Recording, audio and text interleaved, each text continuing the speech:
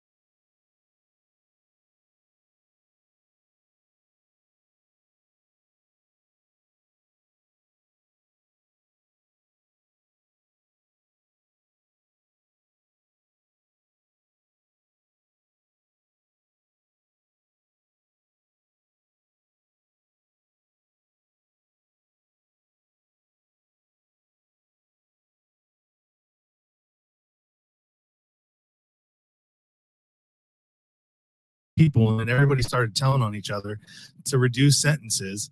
And she ended up when the music stopped, she didn't have a seat, so she's the one that got the shit into the stick. Let's talk about conspiracy, because going back to right now, you're seeing a lot. What I say is prosecutors are going after the low level, low hanging fruit. Yep. So, for example, you can have somebody that is running an ambulance company. It's a private company, but they contract, and you've got the person in the billing department, and everybody gets popped, or the owner gets popped for doing something wrong with the billing and what they're charging, and they're going to take everybody, and it's conspiracy. And actually, conspiracy is worse than if you did the crime. You get because you can't prove it. Then it's hearsay, but conspiracy, you have to look at it that way. If you have a conspiracy charge, it's almost worse than if you actually did the crime, because the narrative, and it's just going to give you way more time. It's like an enhancement. So I learned that so much with the women that I was in, that they've gotten, conspiracy to commit, no evidence. It wasn't them, but they were part of it. Or somebody said, okay, it's them, and to lower their sentence. It is harsh. And that's why I work with women that, it's trying to mitigate the conspiracy charge is huge. It's almost it's almost impossible. But when you see these conspiracy charges and they're long lengths of sentence, it's not these short ones. They may be still qualified for a camp, but they're long, and this is an archaic sentencing guideline chart that needs to be revised. We talk about criminal justice reform all the time. Right now, the way it works is it takes your congressperson to go in and help try and enact a law to make this change. So the judges do have a structure and are able to sentence somebody appropriately. The conspiracy charges, like I said, are archaic, not just regular types of sentences. These are really bad. So, it went back to really the mob days of what they were, trying to catch a lot of the mobsters. So that tells you how far conspiracy goes. Yeah, and that's really what it was designed to, because when they couldn't catch these guys, legitimately, they had something in their bed. They had an ace up their sleeve to be able to, what did they get Al Capone on? They got him on fraud, right? Mail fraud. That's what he ended up going to prison for, because he had his ship so tight that they couldn't get in. They couldn't get him on anything. So, 33 years they gave her. And at the very best, she was a high level addict. She wasn't a high level drug runner, or and she had a criminal history too. But I sold, she sold meth, but I sold meth too. And when I got in trouble, I sold to an undercover 5 times, an ounce apiece. I got on a first felony, which they should have taken me to jail after the first one, not let it go 5 more times so they could stack the charges on me so I couldn't get out. I couldn't afford bail. It's a slimy system, man. And I call it the playbook, man. The prosecutor, these DAs and prosecutors have a playbook. I work in the public defender's office. We see it daily with our clients. They have a playbook. They know they gotcha. They know they can enhance back. Let me see, what can we do? What can I do? And is that truth? Is that really how the law should be interpreted? No. And we got to recognize that there are, even with criminal history, there's mental health issues, there's drug, alcohol problems, abuse, that really, that's the root of the problem. That's the root, not necessarily, the crime comes after that. It's trauma. It's trauma. It is. It's trauma. Trauma is the root of all addiction, all issues is trauma. And her trauma, in her case, it was, her mom had sold her to, basically sold her to a drug dealer when she was 14 for drugs. kind of. I mean, in sort of a roundabout sort of way, and then she ended up being with this guy and had no idea. You know, I mean, she's no saint. Let's get that straight right now. She has a lengthy criminal history, but in no shape, way, shape, or form should she have gotten 33 years. Because now, once she hits 10 years, now she's eligible to go to a camp, and she's eligible for RDAP and all these other things. But she's got to put in 20 years first. Yeah, and way down. And here's something else. Well, I mean, I'm just going to point this out just because this is the type of thing that we're dealing with in this country. Is the guy that one of her co-conspirators got the most amount of time, but then he also was able to get his sentence reduced because one of the women that testified against him and said that he sold her drugs, he proved that he was in prison at the time that she was saying, so it couldn't have happened. And this is the same woman who ratted out her. But in order for her to be able to, like, if she has to have money to have a lawyer, that will, because if that comes out, then you got a faulty witness here, you know what I mean, who's already been caught lying here. So, I mean, there's got to be, you know, I don't know what to do for her, you know, I mean, is there, like, other than exposing, exposing her crimes or her situation through a podcast. And I have a buddy who did it. And so, I mean, we're trying to create a chain of exposure here, you know, and we'll see. Like, I'm going to drop a link in the comments here for anybody that's watching or listening to check out Melissa Veach's episode with Talk from the Cell Block from my buddy Joe Martinez. But yeah, go ahead, man. It's crazy. We need to take a look at her case and see, you know, did she have an effective counsel? I mean, did she have anybody? I mean, it's, you know, okay. There's just things like this. So there's a way to take a look at that. But I'll go back. So when I was in, I saw that most women, again, low level, and it costs $37,000 to $44,000 to house somebody like, you know, us, when there should be other ways to do this. And part of that is something called criminal justice reform, and it's to create maybe some diversion programs and start getting traction and starting getting with the business leaders. But inside, I went, okay, there's got to be something to prepare these women because they have no idea. A lot of them, you know, deer in the headlight. You don't know. You don't know what it's going to be like. You don't know what it's going to be like at the halfway house. You don't know what supervised release is going to be like. You don't know what the rules and regulations are. Drug cases are one. White collar is different.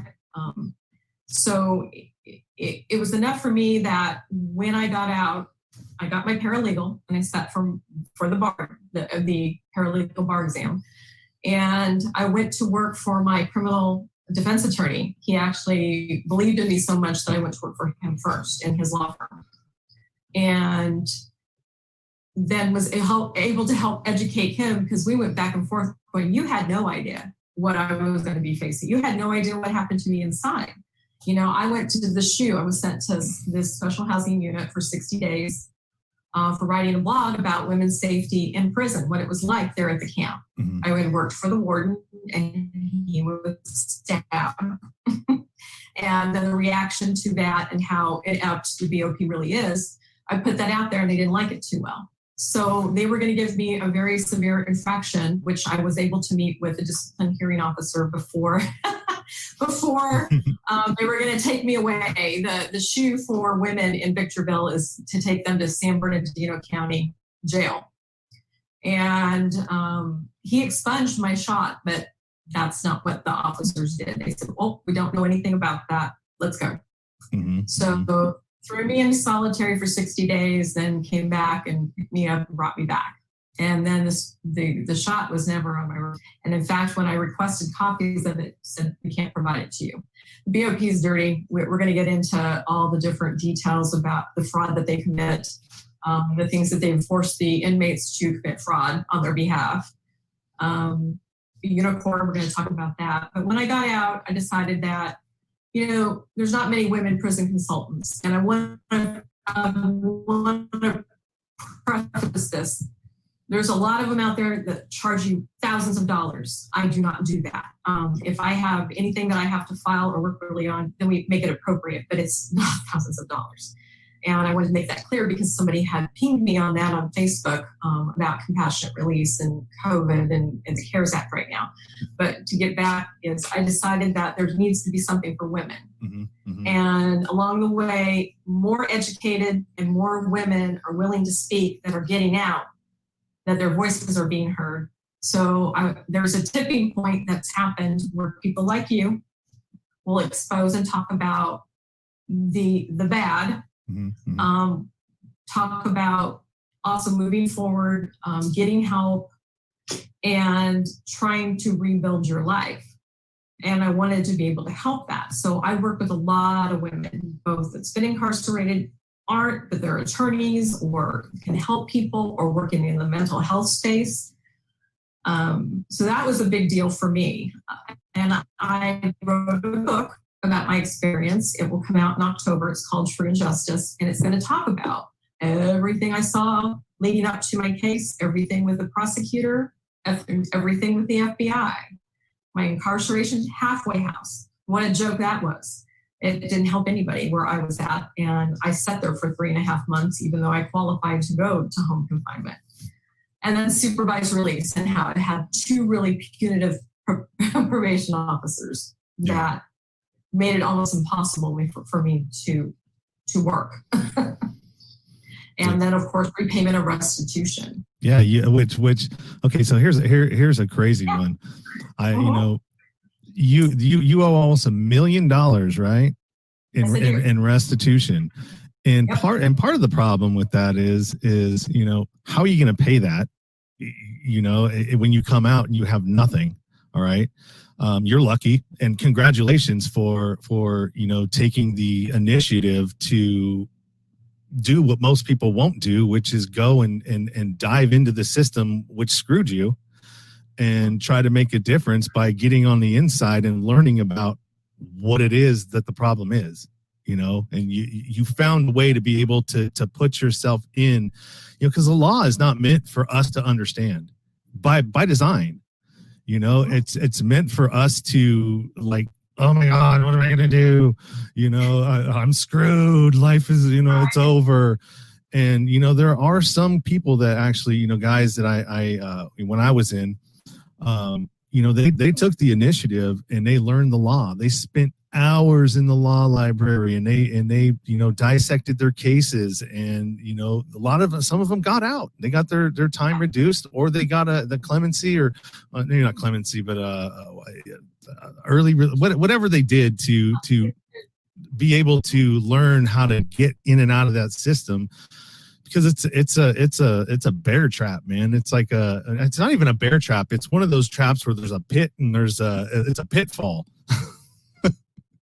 Yes, like I said, there's no rehabilitative. Every program that they tell the public that here, for example, there was a finance, and what it was teaching women how to write a check, how to fill out a check. Is that one of those ACE programs, or are those a little different? Those are a little tad different. Yeah. But these programs don't really, or they had an Excel, and you don't touch a computer when you're inside. Everybody thinks that you can, you're emailing. Well, that's through a very archaic system as well. But these classes you got a piece of paper. It shows you what a cell for Excel means. So it's not really setting anybody up. Plus, I think I still have the films on I have the pamphlet on this. It was how to find a job when you get out, research the yellow pages. I'm not kidding. It's that old. So what are those? You're not kidding me. So that coupled with the lack of medical, there is no medical. I mean, if you have to take insulin, that's about only medical I ever saw is the women getting their insulin. And trust me, there were times that many of them didn't. And there were horrible, horrible things that happened. I wanted to expose the fraud because, for example, I worked for the CMS, which was like a construction material group within the complex. And part of it was updating their fire alarm systems. And they said, and I actually had to write that we had fire drills at the camp, that the women knew where to go, what to do. We never had a fire drill. Never. So Victorville, everything from 2015 to 16 is a lie. So but they're audited, they're autonomous, and that's the other part that people need to understand. The Bureau of Prisons has no independent oversight. So when they do an audit internally, it's the BOP auditing the BOP. So unless you have a really good person in that position that's overseeing that audit, basically it just goes on. That's why they are able to not respond. They have what they call deliberative permission to not have to respond, and that everything's hunky-dory. So every audit that I mean, from fire drills to food to medical, we don't see accurate information because they lie. Mm-hmm. And just like recently, the Judiciary Committee called the BOP in and wanted to talk to them about COVID. How many inmates have it? What institutions? What's going on? Because a lot of civil lawsuits were popping up with hundreds of inmates at Elkton, Pekin. And they were to explain how they were handling COVID inside. You can't social distance. They were people have been locked in 23 hours. You get 1 hour. And you can shower Monday, Wednesday, Friday. And they're eating bologna sandwiches almost every single day.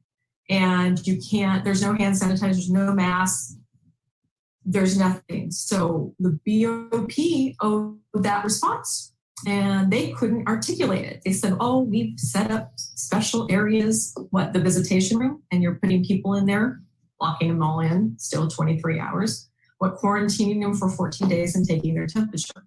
No testing. At the majority of the facilities that I have talked to people that are there. They did not. And then this is a funny one that I keep going back to, the director of one of the directors was up and was asked, what do you give people who are being transported intake? What do you give them? What do you give them to help? They said they give them, and he could not articulate what they get. This is a director of the Bureau of Prisons, there to speak.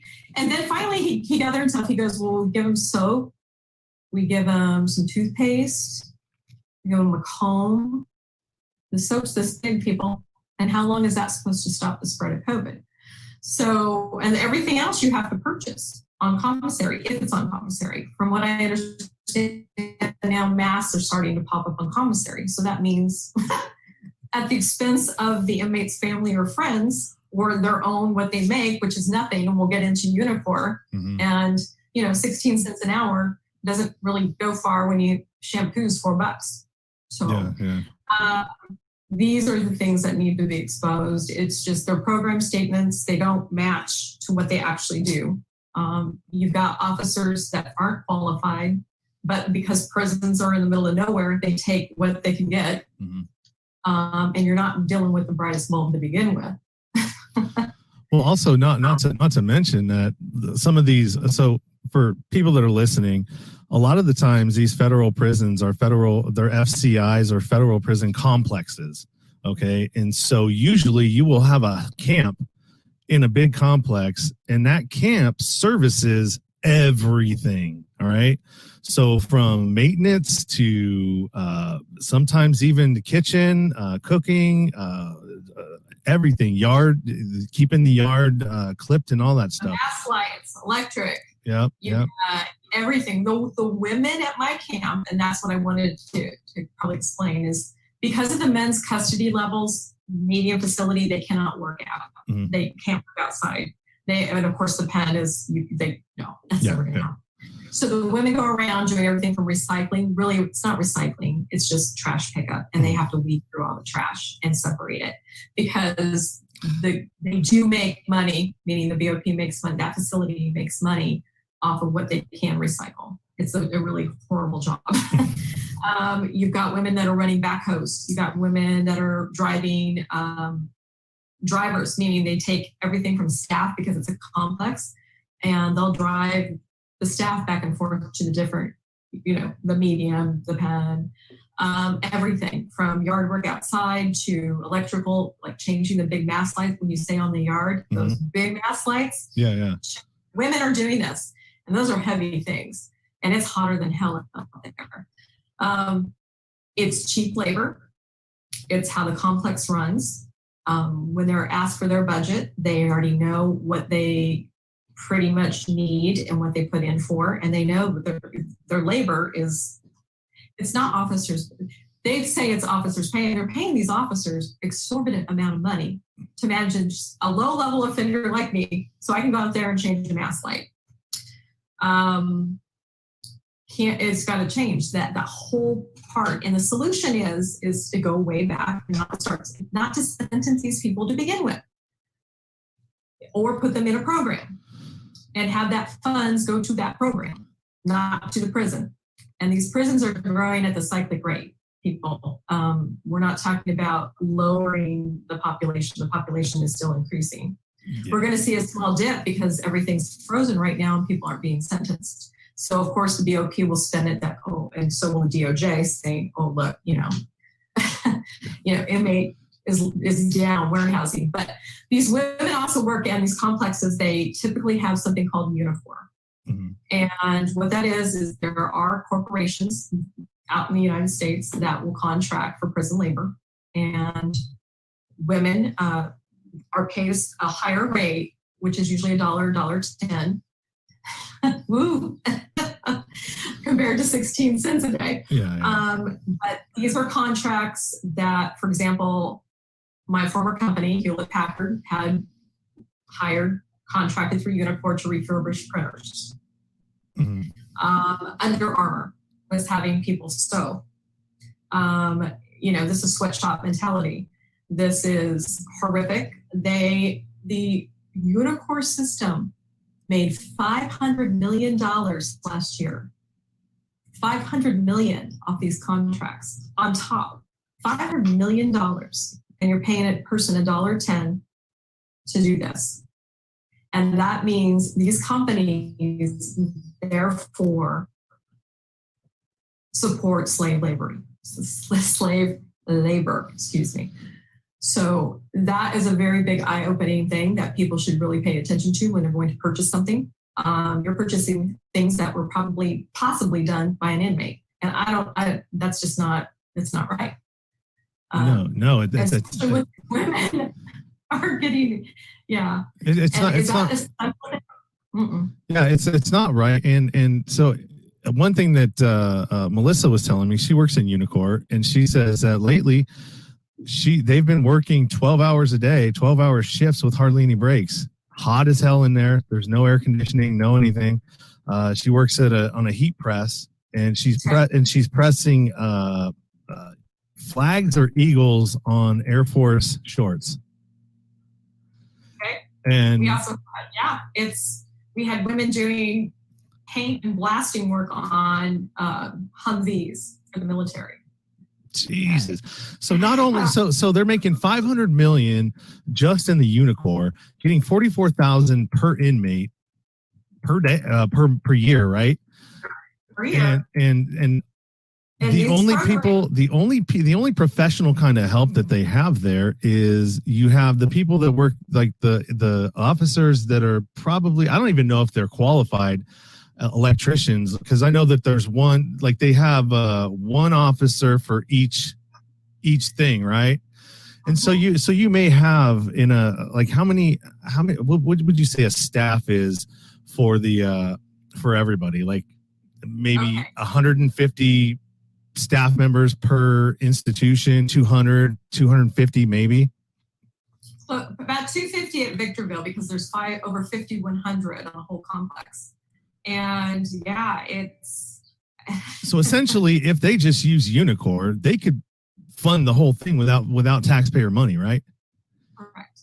And that would make a lot more sense than charging us $44,000 per person to warehouse human beings, basically what you're doing, with no help whatsoever, no rehabilitation, no nothing. You might get your GED. You might be able to, get, if you can actually get to one of the places that has the ACE deals, because not every single one of them has something that's going to offer you, like barbershop or cosmetology, something that you can take out with when you go. It's horrible, man. It's horrible. I didn't get any help there, but I was only there for like 18 months. I wasn't there for a very long time. But I mean, when I was fighting my case in you know, and that's another thing in itself, man. But a contract facility, you know, there's tons of these contract facilities all over the place. When I was going from my state bid and I paroled out to the feds, I had a 3-month diesel therapy ride from Las Vegas, went to Florence, Arizona. If you know about Florence, that's a city in itself that has 9 prisons. The whole city is nothing but a prison town, and everybody that lives in that city works at the prison. I went to Victorville, stayed in Victorville for 2 weeks, got stuck, and they don't let you out at all. You don't get to go out when you're in transit, you know, because you're who knows. It's just, I mean, a lot of problems. We know that there's a lot of problems. So, like, what are some of the solutions that we can get to? I mean, aside from what I'm doing and what you're doing, like at a federal level, how can we make a change aside from burning down the whole system and starting from scratch, which is going to take overthrowing the government to do that. Right. So there's 2 ways to look at it. For solution-based is when I was talking about these programs, it's to get the public to understand, you know, most of my friends would have always said, hey, you do the crime, you do the time. You have to understand what it's all about when it goes down. So it's education of really what I was explaining, like with my case. Yeah. It's to create these programs, get the money funded, not carve off even under the DOJ, but put more programs in, actual valued programs that don't send them to the camp or don't send them to prison. Put them in almost like a halfway house atmosphere for drug rehabilitation, alcohol rehabilitation, mental health, if you've been through, again, sexual abuse, any type of trauma. We do it in Dallas County. We have diversion programs, and they're very successful, and there's only 6 across the United States. So if we can apply something like that into the federal system where prosecutors have the ability to recognize somebody's criminal history as well as what their life really is, read that damn PSR, and put somebody in a program, get them back out, get them the help and skills they need. Programs take money. It's always about the almighty dollar. It's to shift the mindset. And with the DOJ side of this is the only way to make change is, again, to go to your congressperson to enact a law to make the change. And we have to start with sentencing guidelines. We have to start with also prosecutorial overreach and their type of immunity. They have immunity. Prosecutors, they're pretty much untouchable. We've got to change that where they're held accountable. And if they do something wrong, that they're either fired or themselves can, be brought up on charges. Those are the 2 areas that we have. Again, it's all about education to, like, my neighbors, to explain to them. They're like, oh, okay. That makes sense. Instead of pumping when the BOP asks, I need, $1.2 billion this year to run all the facilities. Yeah. Well, that's payroll and keeping the lights on and keeping somebody warehoused for $44,000, up to $44,000 a year. Those are the only 2 ways that I see. And that's with criminal justice reform, because people are always asking, well, give me a solution. Don't complain about it. You can tell me everything that happened to you. And I tell them, and they're like, okay, but how then do we do this? So we do this by a lot of nonprofits that are starting, are trying to support this and get traction, again, with religious leaders in the community, other mental health agencies, any drug rehabilitative programs, trying to put it together and maybe a test run to show how successful it would be. Then it would prove to the public, so more funding could be brought out. So those are the things that, with the women that I speak with, they're trying to get the word out and trying to do this. But again, a lot of people only think of themselves and they think of inmates, kind of last, or, hey, you're a felon. We've got to change the mindset about that. Everybody deserves a second chance, sometimes third chance, fourth chance. A human being is a human being. We can't throw them away. Well, you just got to look at a child and how long it takes them and how many times they have to fall down and get up before they can learn how to walk. We are the same way when it comes to addiction. I mean, I struggled with it. I relapsed and fell down a bunch of times. I mean, actually, I have maybe 15 to 18 years of falling down and getting back up before I realized that, oh, wow, maybe I should just start walking, and something clicks. You never know when it's going to be. And that's the problem with addiction. But the way that we are dealing with it, and in a shame, in a punishment, we should be coming at it from a compassionate sense and giving these people connection, not separation from society. Yeah, we do. We need to do that. And the other piece, I mean, there's so many pieces. I keep saying this, and another piece, but everybody runs into problems such as trying to find a job. So we need to find how can we help people releasing, find a job to help satisfy the requirements for supervised release. How can we find housing? Because apartment complexes do not rent to felons. Mm-hmm. You fill out the application, pay the fee, and they're going to deny you. They're going to hit your background. So most people have to find somebody that is independent, that won't run one and is willing to rent to you. That's not a fix. So I had talked with Tynese Hall. She had received clemency from President Trump this year. And that's what her biggest thing was. She said, you know what? I have nothing. I had nothing. Even though she got clemency, this big name. Yeah. And she's working 2 jobs right now. And it's taken so many things for her because she didn't have the money for first last months, and she just got out of prison. So that's a big fix too. Yeah, that's where I'm focused on. Like you're focused sort of on getting people, and you're going to, and the reform aspect of it. My aspect of it is in reentry and giving people the tools that they need when they come out to succeed. All right, because what a lot of times, when you're in these environments, and your case is completely different. You weren't a criminal. I was, so I deserved what I got. I was lucky. I only got like 18 months, but the problem is that I had learned all of these behaviors to be able to maneuver in that lifestyle. All right. And then when you go to prison, you still have those behaviors don't go away because you're in a small criminal environment. So they help you to be able to navigate while you're in prison. Right. And so when I got out, I mean, it was such a shock because there was a clash between the way that my attitude and my behaviors still were and society. They didn't mix, right? So you got to figure out how to change the behaviors to be able to operate in regular society. You want to be taken seriously, then don't talk ghetto, or don't talk the way that you would normally talk when you're in prison to other people. Don't you're gonna deal with people. I got into construction, so you're gonna deal with individuals that don't have respect for you. And you can't, and I struggled with this because I'm like, I'm a big dude, like a decent sized linebacker. And I have a young kid talking down to me as my supervisor, right? And that's difficult. So these are the things you have to teach these people that are coming out to be able to integrate into society, be successful, set them up to succeed and not to fail.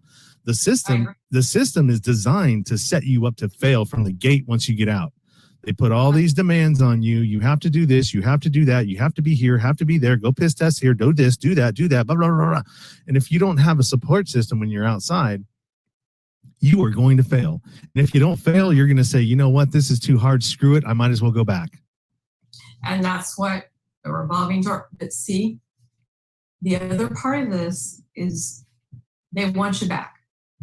I know. They don't have a problem with this. They want you back. They're fine. They're like, come on back. Come on, we got a bed for you. That's exactly what one of the officers did. Said, "Yep, I'll see you in about a year. Business is good today." He said, "Business is good today. So they're expecting that. So that tells me right there, they know as well the rehabilitative stuff in there. So to do that, it's going to take a lot of us collectively getting together.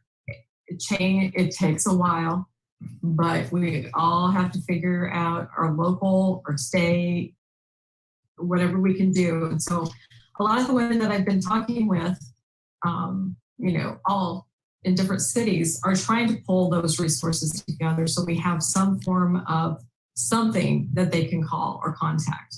Again, it's really hard. Yeah, it is, because I mean, you have so many responsibilities when you get out. The last thing that you're thinking about is, how can I help? How can I help? It's just like, how can I survive? Now that I'm in this, I'm out. It's not easy. I was trying to figure out how I could go about doing this. And to me, it just seems like either I need to partner up with a nonprofit or I need to start my own nonprofit, and design a program and design a mentorship program, for that, and it just takes time. This is the start. It takes time. It takes, filling out the form. You possibly get a grant, then you have to write it for a grant. There are funds out there, but that also takes a while. And, people don't have a while. Yeah. So I commend you, because you're starting to talk about things that people need to know. Yeah. And the more you network, the more people pay attention, and the more, hey, maybe I can help, or hey, I have somebody that can do this. And that's what I've noticed that's made a big difference. Yeah, that's what somebody told me too. One of my family members are like, you don't always have to do everything yourself. It's hard to delegate sometimes. Oh, maybe somebody else can help me. Yeah. Well, it's like you have an idea in your head, and you just, like, I can't articulate to you what I want, but I know what I want here. And it's just, sometimes it's easier just to, like, no, I'll do it.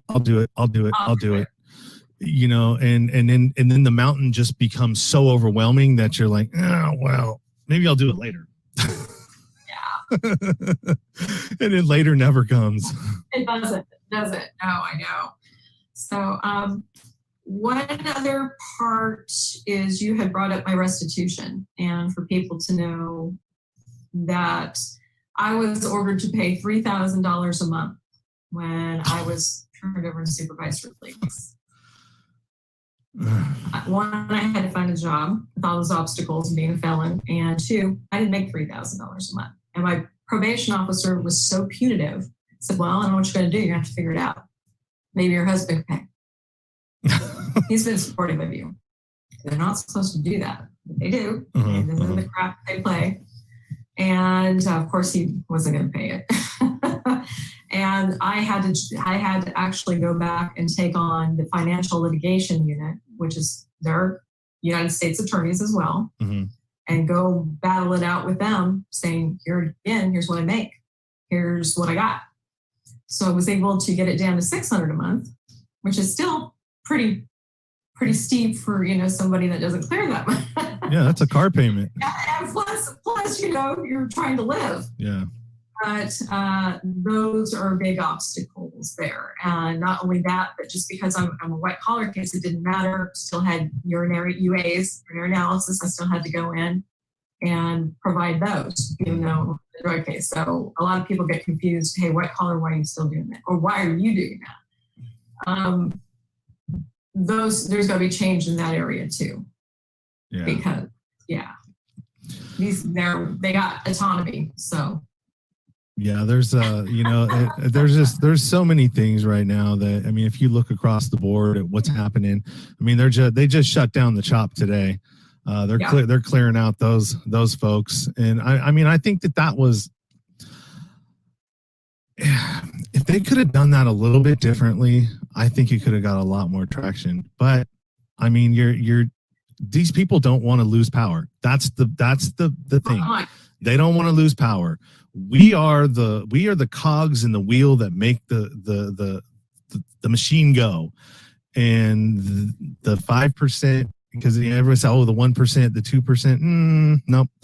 it's a smaller sliver of people that really control everything, like the Bilderbergs, the Rothschilds, the old money names that Right. Trilateral Commission, the UN, the World Health Organization, all of these things, if you really look at who's on the boards of those, who's really running the show, what words they're using, and how they use it for, we as sheeple human beings, just, and how they're manipulating everything. They have the ability to crash economies.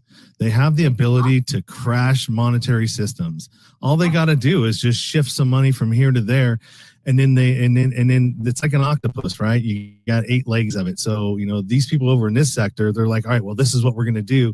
So here go the people that run the media, because how do you herd the sheeple? You use the media.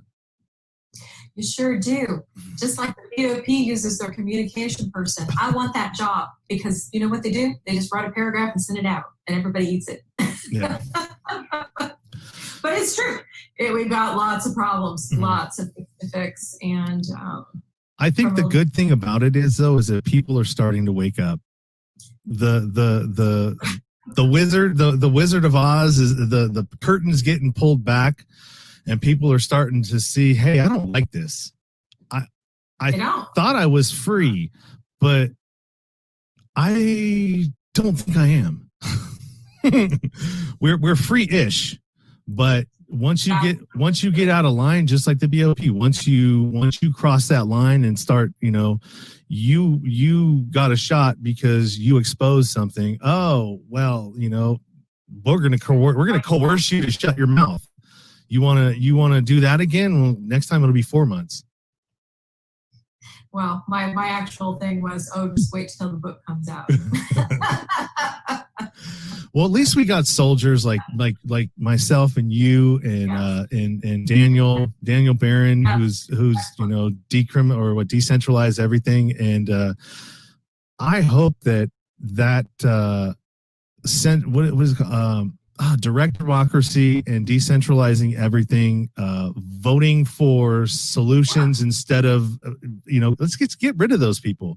Because we talked about it. Just get rid of the congressperson. Why do I have to go to them to enact a law? Why can't I get a group of people in Texas? We vote on it and it passes. Don't need that.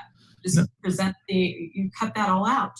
Well, it's going to be very hard for corporations to entice an app, or pay off an app, or a backdoor deal, which I really think that these judges are getting paid on the back end.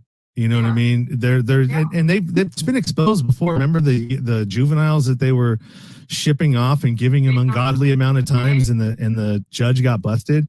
You think that's an isolated case? No. Hell no. The other one just didn't get caught yet. Yeah. Remember, they have performance incentives as well. Everybody has a metric that they have to go against. So, these judges are looked at year by year, and they do get performance bonuses. And those are based on, again, how many sentences, what percentage, what was in their courtroom. So, they do get paid additional from their salary. Off of, what's sending somebody to prison. Oh, it's just, my grandmother was always, everybody, it's the almighty dollar. Yeah, follow the money, man. And if you and that money trail will lead you to one corporation, which is under an umbrella for 5 other corporations, which is under another umbrella for 17 other corporations. So it's just a labyrinth of a maze that you have to go through. Why are they in prison? Huh? Yeah. Why are they in prison? No, they should be. And the crazy thing is that, okay, well, you want to RICO some of these people and do a 17 count indictment, and just because you were the leader. So, what happened in 2008? Why did only one person go to prison? One banker went to prison. I can guarantee this right now. 08, we saw the housing bubble. I saw a lot of low level, again, people were doing escrow and closing, and they went to prison. Again, one count of wire fraud. Should never have been in prison and had 4 or 5 years. Yeah. And then now with people taking the small business loans based on the COVID, these SBA loans, we're going to see these prosecutors going, let's take a look at some of the fraud in here. So we see this big wave of things like that with the housing market. And then all of a sudden we had an influx of a lot of people that were in real estate or mortgage transactions go to prison. Yeah. But you didn't see the owners of the banks. What is it? What was the big one? The big bank? Wells Fargo. Well, they did the other thing. That was pretty criminal what they did. And they charged all those people and had all kinds of stuff going on there. But it was a big bank. It was a Goldman Sachs. Oh, yes. Goldman Sachs. Goldman Sachs was the big perpetrator there. And the heads of Goldman Sachs, do you know where they're at now? I think they're in one of these things that I mentioned, either the Trilateral Commission or on the board there, vice presidents of other nonprofits that are.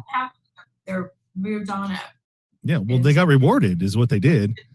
Well, yeah, you know. They well, look at the person who's running the Compassionate Release First Step Act in the BOP. He was the warden that was over where what's his name got killed. Epstein. Okay. Epstein's warden was moved over to the BOP to run the First Step Act. Are you kidding? No, I'm not kidding. That's 100%. He is the person tapped to help manage the First Step Act. Did you think he would have gotten a demotion from what happened in his facility in MDC? What was it, Manhattan? And yeah. No, he didn't. You want to know why? Because he saved the ass of all of the politicians that went to that damn island. Yes, he did. And that's his reward. So people don't know that, but that's why it was so puzzling to me going, isn't that a demotion? Really? Yeah. That got him running the First Step Act for us. Oh, but that's a conspiracy. That's a conspiracy theory. Well, you know what? A lot of conspiracies have a lot of truth to them. Yeah. So anyways, well, hey, you know what? We're at about 55 minutes and you know, I think we got about as much as we can cover on this without, you know, complaining too much more about what the problems are. I mean, you know, there's only slight solutions to some of these problems, but most, you know, and there are a lot of problems. But if we just keep doing what we're doing, and putting one foot in front of the other and keep reaching out, keep connecting to people, keep bringing people into the conversation, throwing stuff out there like Facebook Live. We've had tons of people, well, not tons, but more than I thought we're going to join along today. You know, and we just keep doing this. So important what you're doing. Yeah. Very much. You're 100% right. Very important. And then also too, I mean, if you wouldn't mind, you know, I'll give you Melissa's information, and you know, I'm gonna take a look at that. Yeah, anything that you can, you know, just advice, you know, direction that you can have me, you know, get her, and you know, if I can give you her contact information as well, you know, we'll figure something out. But you know, I just finished her recordings last night. I think we did four separate calls throughout yesterday. It's only 10 minutes a piece, and so we're able to get something out of there. But I put a link in the comments here to her episode that she did on the Talk from the Cell Block, and then hopefully, you know, you can check that out, listen to her story from him, and we'll see what we can do. And I definitely want to stay in contact with you, because what I really would like to do at some point is get a group discussion together, like maybe once a month, with leaders in the prison reform and you know, some nonprofit people, other people that are doing things that revolve around you know, inmates and reentry and all of that stuff. Just to same thing, like there are so many that are ready to get out there and help be on a panel. I was just again on a couple Zoom meetings last night. So yeah, there are people who again, somebody might benefit from their information. Yeah, and if you have, you know, ones that you think that I would fit, let me know, man. I'd be happy to hop in and listen and, you know, try to learn. And if I can offer any of my own, you know, solutions or insight, I'd be more than happy to, man, because this is something that's like close to my heart, man, because I've been through it. I know what it's like. And I was lucky. I had a support system when I got out, so I was able to navigate my way through. And it, dude, I got out in 2006, and I wasn't done until 2010. And you know, there's just so many different things out there right now available to people to better yourselves, from podcasts to programs to all kinds of stuff. So it just, you know, the more that we can centralize information and make it accessible to people that are coming out, so they have something to go to be able to say, okay, this person or this organization. Yeah. So I want to thank you for taking the time today and talking with me, and, you know, telling me your story, and, you know, getting this stuff out there, man. It's very important. You know, and one other aspect that I didn't bring up, but I think is important that people need to understand, is that prison guards are doing time too. All right. The only difference is they get to go home. But if you know of somebody that's a prison guard, they have to deal with traumatic stuff too, right? And so that's why you see a lot of them that are alcoholics or drug addicts. They abuse their wives, or they're abusive. Where does what you see? Because that's trauma too, man. When you're housing misery, do you think it's not gonna get on you? Oh yeah, I mean, my food service manager, he was a drunk. Came in every day, horrible marriage, bad kids, problems, and then came in to go down on the women. So they're doing time. Yeah, and then they need their own kind of. I mean, not that I want to, like, you know, cater to them, but I mean, it's part of the problem. You know, if they were getting some of the kind of help that they needed, you know, maybe counseling through the BOP, because you're exposing us to this, you know, maybe they would treat people a little bit better. You would think. You would hope. You would think. Yeah. But, you know, it takes a certain type of person to want to be a gatekeeper to misery. So I don't know. Maybe it won't help. Yeah. Still not liking them. No. No. All right. Well, Holli, thank you again. I appreciate it, and we will stay in contact, and I'll be in touch. Okay. Thank you. All right. Bye. Bye.